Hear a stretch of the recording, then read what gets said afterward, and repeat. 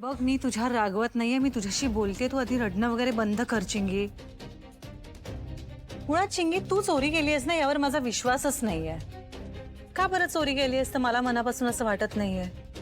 इतके दिवस झाले या घरात येऊन तुला, जितकं मी तुला ओळखलंय मला नाही, माझं मन विश्वासच ठेवत नाहीये. अहो पण ही सोन्याची चेन आहे, मी नाही घेऊ शकत. हे घ्या तुम्ही. अगं गपचूप घे. प्रेमानं दिलेलं गिफ्ट परत करायचं नसतं. ऐक शिंगी, आपण दोघीच होत ना इथे, आपल्याशिवाय कुणीही नाहीये इथे. मग जे आहे ते बाबा मला खरं सांग, काय झालंय नक्की? नाही वहिनी, अहो अजून काहीच नाहीये खरंच.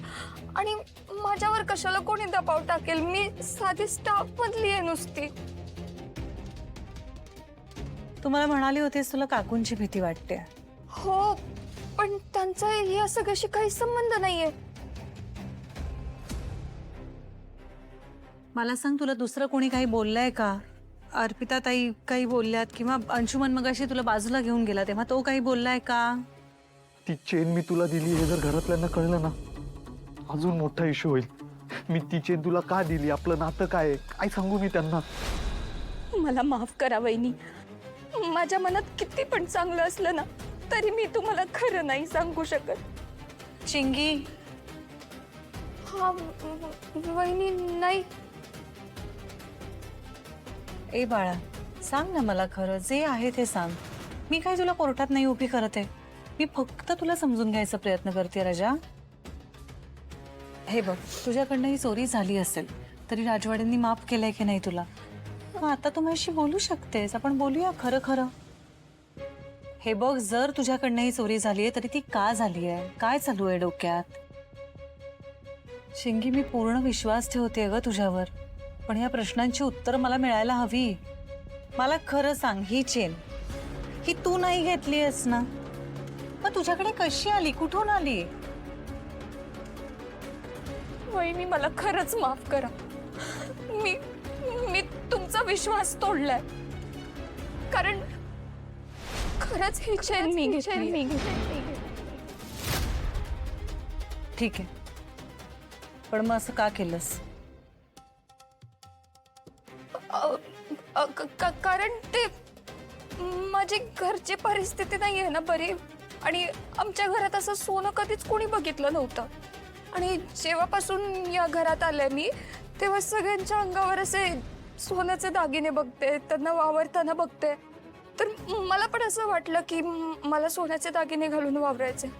आणि माझी ना लहानपणापासूनची इच्छा होती की असे सोन्याचे दागिने घालून वावरायचे. काकू थांब थांब, ही सगळी खूप घाई होती असं नाही वाटत आहे का तुला? मला एकदा अंशुमनशी तर बोलू दे. तो खरंच लग्नाला तयार आहे का हे तर विचारू दे.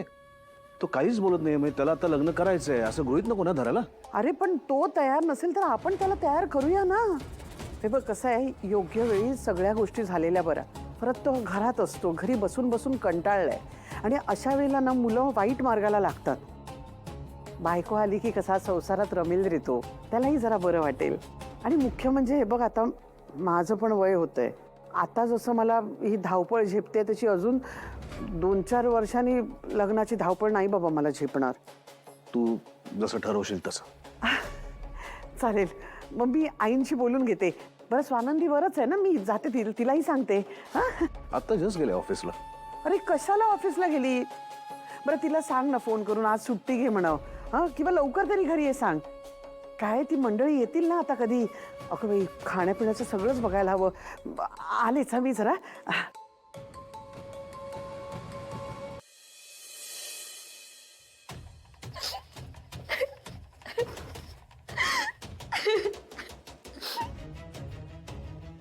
नीट बघा तिच्याकडे. आई तुम्हाला सांगते, हिचा फक्त आणि फक्त आपल्या पैशावर डोळा आहे. हा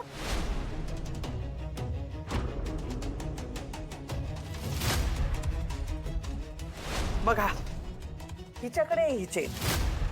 ती चेन मी तुला दिली हे जर घरातल्यांना कळलं ना, अजून मोठा इश्यू होईल.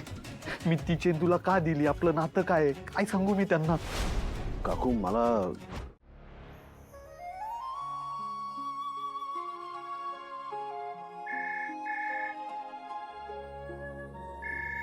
हाय स्वानंदी, हां ऐक ना जरा. तुझ्याकडचा तो लग्नाचा शालू पाठवून दे ग जरा. माझ्या लग्नातला शालू का ग कशासाठी? आता कशासाठी? मला नको आहे तो. मला काय मिरवायचा नाही कुठे. मला अजिबात नको तुझा शालू वगैरे. सुष्मितासाठी पाहिजे. नाही नाही नाही, कोण नेसणारे हा नाहीये प्रश्न, पण मुळात तो हवाय कशासाठी? अरे काय हे कशासाठी कोणासाठी का पाहिजे? तुझ्या काय शालूला काय सोन्याच्या तारा लागलेल्या आहेत का काय स्वानंदी? हो, पण कशासाठी हा प्रश्न विचारला तर प्रॉब्लेम काय आहे? सुष्मितासाठी हवंय. कळलं? ती नाहीतरी ना असा तो एवढा मोठा फोन घेऊन बसलेली असे तोंडाचं चंबू गबाळ करून नुसत्या त्या सेल्फी काढत असते. म्हटलं काहीतरी चांगलं करू दे ना तिने. तिला ऑडिशन्स येत आहेत पण ना ती सिलेक्ट होत नाही आणि काय त्या भयानक भयानक ऑडिशन्स देत असते ग. जीव नुसता घाबरायला होतो माहितीये. म्हणून म्हटलं बाबा तुझी चांगली छानची साडी नेसल्यानंतर कशी ती अशी सदन घरातली वाटेल ना. असं वाटेल ना बाबा की श्रीमंतांच्या घरातली आहे. मग त्या टाईपच्या तिला ऑडिशन्स येतील ना. म्हणून तुझी साडी हवी आहे. बरं बरं, पाठवते मी, लगेच पाठवते. आणि दागिने पण पाठव 2-4. आई, दागिने कशाला? फोटोज काढायचे ना साधे. सुशला सांग मग, तिच्याकडे खूप आर्टिफिशियल ज्वेलरी आहे. आणि ते खरे दागिने वगैरे पाठवायचे, ते हरवले काही झालं, कशाला हवंय? नको रे बाबा, त्यातलं काहीच नको सध्या. एक मिनिट. खोटे दागिने सांगतेय मी, खरे नाही. आता तुझ्या साडीवर मॅच वगैरे असतील ना तुझ्याकडे. आमच्याकडे नाही आहेत ग बाई, म्हणून तुझ्याकडे मागतेय. नाही तर कशाला मागितलं असतं. सुष्मिताला ना जरा 4 चांगले रोल मिळाले तर बरं होईल म्हणून सांगते ग. सारखी ना डिप्रेशन मध्ये जाते. ऑडिशन देते पण ती सिलेक्ट होत नाही. म्हणून म्हटलं की ती हो हो हो, पाठवते. लगेच पाठव हा बाळा. चल. हॅलो, ही काय घाई आहे?